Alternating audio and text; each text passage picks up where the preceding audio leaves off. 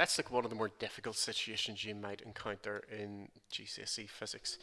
Let's say we have a person who throws a ball upwards with an initial velocity of 30 meters per second squared. Sorry, 30 meters per second. This is an Earth, so there's going to be an acceleration of 10 meters per second squared. However, the ball has been thrown upwards, and gravity always acts downwards towards the center of Earth.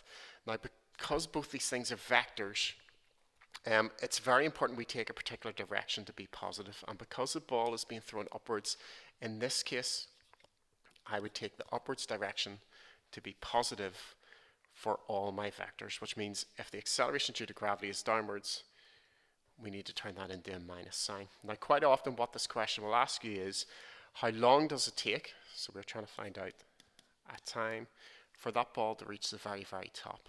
Now, as that ball moves upwards, it's getting acted on by gravity. It's accelerating it downwards. Because the ball's moving upwards, that's going to slow it down. So its velocity is going to decrease by 10 each second. And it's going to get slower and slower and slower until it hits the very top. And for an instance at the top, its velocity is going to be 0. So these are all the inputs that we use for this type of question. Therefore, if I want to find how long it takes to reach the top, I can use v equals u plus at.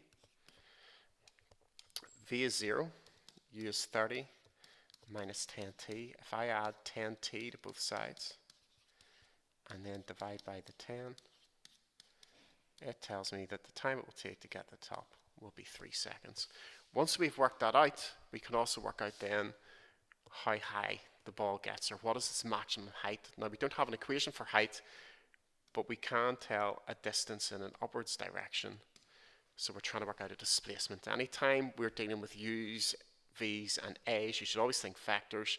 Don't think distance, think displacement. So our equation is u plus v divided by 2, which gives us the average velocity, times the time that it took.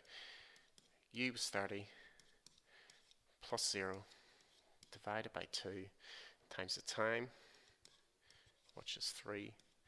So 30 plus 0 is 30, divided by 2 is 15. So it has an average velocity of 15 meters per second upwards for that whole journey, times the 3 tells us that the total displacement is 45 meters. It's positive.